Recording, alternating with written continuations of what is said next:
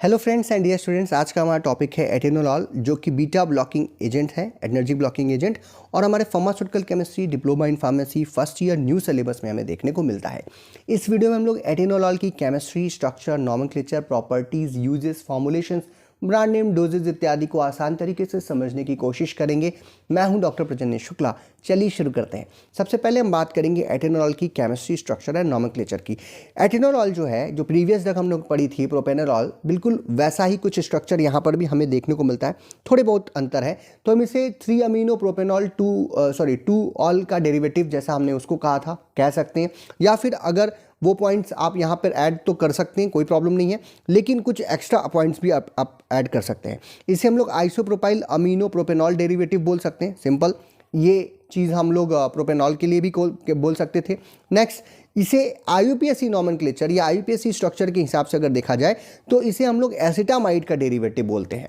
Acetamide क्या होता है? NH2COCH3, this is known as acetamide. और इसके इस कार्बन के ऊपर से हाइड्रोजन को हटा करके सब्स्टिट्यूशन किया जा रहा है, तो इसीलिए इसे हम लोग एसिटामाइड डेरिवेटिव के रूप में रखते हैं। यहाँ से इस हाइड्रोजन को हटा करके 4 hydroxy 3 propane 2 yl amino group प्रोपेपाक्सी के साथ, फिनाइल ग्रुप के साथ इसका सब्स्टिट्यूशन जो है वो किया जाता है। अगर इसके स्ट्रक्चर को देखें तो बातें बहुत ही क्लियर हो जाती हैं। जैसे हमने प्रोपेनॉल का स्ट्रक्चर देखा था, तो हमने सेम चीज़ देखी थी वहाँ पे, और यहाँ पर हमें एक जो है नैप्थलीन रिंग देखने को मिल रही थी। ठीक उसी तरीके से नैप्थलीन रिंग को हटा करके फिनाइल रिंग लगा दिया गया, लेकिन इस फिनाइल रिंग के फर्स्ट पोजीशन पर एसिटामाइड ग्रुप जो है वो सब्स्टिट्यूट किया गया है। ये अंतर है प्रोपेनॉल और एटेनोलॉल के स्ट्रक्चर में। आइए अब इसके स्ट्रक्चर को थोड़ा सा और क्लियर करते हैं। तो हमने कहा कि हम इसे एसिटामाइड डेरिवेटिव बोल रहे हैं। इस एसिटामाइड के इस हाइड्रोजन को हटा करके ये पूरा सब्स्टिट्यूशन यहाँ पर किया गया है, जिसमें एक फिनाइल ग्रुप है।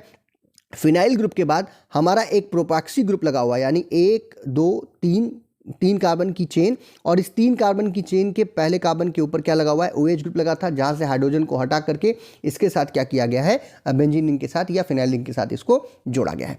अब ध्यान देने की जरूरत है कि ये जो 3 कार्बन की चेन है, इसके दूसरे कार्बन के ऊपर के हाइड्रोजन को हटा करके हाइड्रोक्सी ग्रुप लगाया गया है, तो इसे हम लोग बोलेंगे 2 हाइड्रोक्सी प्रोपैक्सी ग्रुप। नेक्स्ट, इसके तीसरे नंबर के कार्बन के ऊपर से एक हाइड्रोजन को हटाया गया है, और हमारा आइसोप्रोपाइल अमीनो ग्रुप, यानी अमीनो नाइट्रोजन के साथ एक आइसोप्रोपाइल ग्रुप लगाया गया है, जिसे हम लोग तीसरे नंबर पर जुड़ा हुआ है, इसलिए 3 प्रोपेन, ये इसका इस चेन के दूसरे कार्बन जुड़ा है, इसीलिए प्रोपेन 2 आइल अमीनो भी बोल सकते हैं।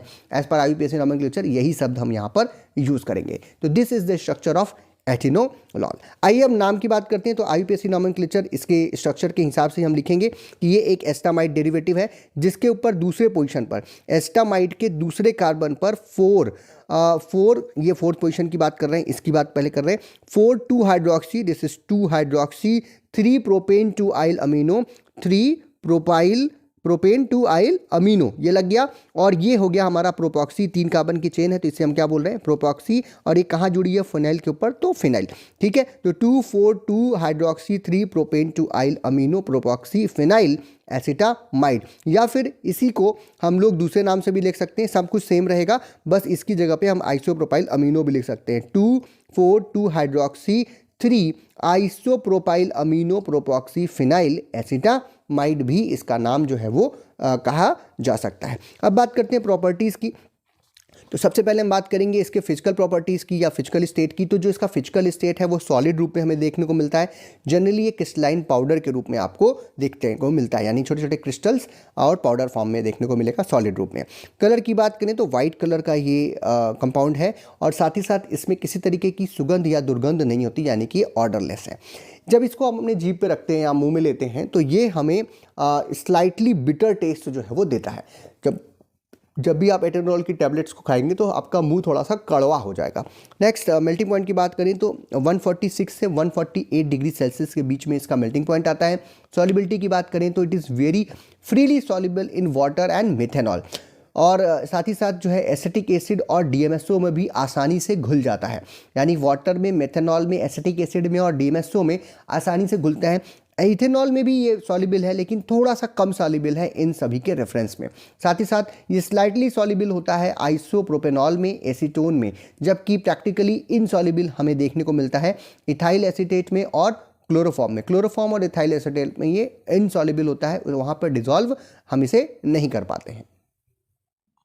स्टेबिलिटी स्टोरेज की बात करें तो जनरली ये स्टेबल एक प्रिपरेशंस है, इसके जो टैबलेट्स इत्यादि हम प्रिपेयर करते हैं उसे हम लोग वेल क्लोज कंटेनर के अंदर रख करके रूम टेम्परेचर पर इसे स्टोर करें एक कूल ड्राई प्लेस पे, और इसे डायरेक्ट सनलाइट से बचाएं क्योंकि डायरेक्ट सनलाइट के प्रेजेंस में इसका ऑक्सीडेशन इत्यादि जो है वो हो सकता है, तो इसके लिए उसका डिग्रेडेशन हो सकता है, इसलिए डायरेक्ट सनलाइट में नहीं जाने देंगे। मॉइस्चर एयर से इसको बचाएंगे। वेल क्लोज कंटेनर के अंदर रूम टेम्परेचर पे आसानी जगह पे ड्राई जगह पर इसे रख सकते हैं। यूजेस की बात करें तो एटेनॉल भी अपने पुरानी ड्रग यानी जो हम लोगों ने इस क्लास की दूसरी ड्रग पढ़ी थी प्रोपेनोलॉल, उसकी तरह ही एक कार्डियक डिप्रेसेंट है, यानी कि जो कार्डियक एरिथमिया होती है उसको ठीक करने के काम में आती है और एक बीटा एडर्जिक ब्लॉकर के रूप में यूज़ की जाती है। इसका जो ट्रीटमेंट है वो सिंपल हाइपरटेंशन या हाई बीपी जो है उसको ट्रीटमेंट करने के लिए इसका प्रयोग करते हैं, और इरेगुलर हार्ट बीट यानी कि एरिथमिया जो हम लोगों ने पिछले टर्न पे भी डिस्कस किया था, कार्डियक एरिथमिया यानी कि किसी व्यक्ति का जो हार्ट बीट है, जो हार्ट को पंप करने का रेट है वो क्या है, इरेगुलर है, ज़्यादा हो गया है, तो उसको ट्रीट करने के लिए, उसको कंट्रोल करने के लिए हम लोग जिन एजेंट्स को यूज़ करते हैं उसे हम बोलते हैं एंटी एरिथमिक ड्रग्स, और ये जो है इस कंडीशन को क्या कहते हैं, कार्डियक एरिथमिया, तो उसको ठीक करने के लिए एटेनोलॉल का प्रयोग किया जाता है। इसके साथ ही साथ ये चेस्ट पेन जो पेन उत्पन्न हो रहा है एंजाइना पेक्टोरिस के केस में या एंजाइना के केस में, एंजाइना पेन जिसको बोलते हैं, जब आपके हार्ट पे जितना ऑक्सीजन चाहिए उतना ऑक्सीजन उसको नहीं मिल रहा होता है, तो उस कंडीशन में एक पेन उठता है और जिसे हम लोग कहते हैं एंजाइना पेक्टोरिस, और उसके इलाज में भी या उसको प्रिवेंट करने के लिए इस ड्रग का प्रयोग किया जाता है।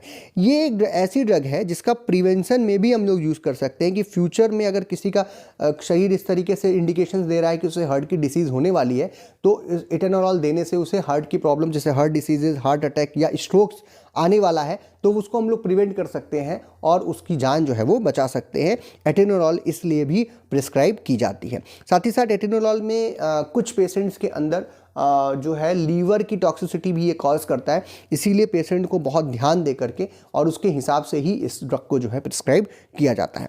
फार्मास्यूटिकल फॉर्मुलेशंस की बात करें तो एटेनोलॉल जो है वो डिफरेंट फार्माकोपियाज में जनरली टैबलेट्स के रूप में देखने को मिलती हैं, सॉल्ट फॉर्म में भी टैबलेट्स में ही देखने को मिलती हैं, कुछ जगहों पे इसे सस्पेंशन या इंजेक्शंस का भी फॉर्मुलेशन हम लोग कर सकते हैं डिफरेंट इंग्रेडिएंट्स के साथ। ब्रांड नेम्स की बात करें तो सबसे फेमस ब्रांड नेम्स मैं आपके सामने कुछ रखता हूं, जैसे कि एटिकाइंड जो कि मैनकाइंड फार्मा की टैबलेट है, काफ़ी ज़्यादा आजकल प्रयोग में आती है। थेमिस फार्मा की एटिलोल नाम से टैबलेट्स आती हैं। एटिनोवा नाम से आती है ल्यूपिन फार्मास्यूटिकल्स की टैबलेट। एडपार्क के नाम से फाइज़र इसको बनाती है, फाइज़र एक बहुत बड़ी कंपनी है जो कि टैबलेट्स का फॉर्मुलेशन करती है इस ड्रग का। और बीटा कार्ड के नाम से टैबलेट्स आती हैं जो कि टोरेंट फार्मा बनाती है। इसके अलावा कुछ और ब्रांड नेम्स हैं जैसे टेरोमाइनिन, बहुत सारी कंपनियां जो इस ड्रग को बनाती हैं, तो बहुत सारे ब्रांड नेम आपको मिल सकते हैं। टेनोलॉल, हाइप्रेस, एटीसी, ये जो है कुछ कॉमन नेम्स हैं जो कि ब्रांड नेम के रूप में मार्केट में हमें देखने को मिलता है। साथ ही साथ अगर बात करें इसके डोज की तो एटेनोलॉल को भी हम लोग केवल दिन में जनरली एक बार ही दिया जाता है, और जो इसका डोज होता है वो 50 mg ओरली होता है, यानी 50 mg की टैबलेट जो है एक बार में दे सकते हैं। अगर 25 mg है तो 2 बार भी दिया जा सकता है। एज पर पेशेंट ये मैक्सिमम लिमिट है, दैट इज़ 50 mg जनरली एक दिन में दी जाती है।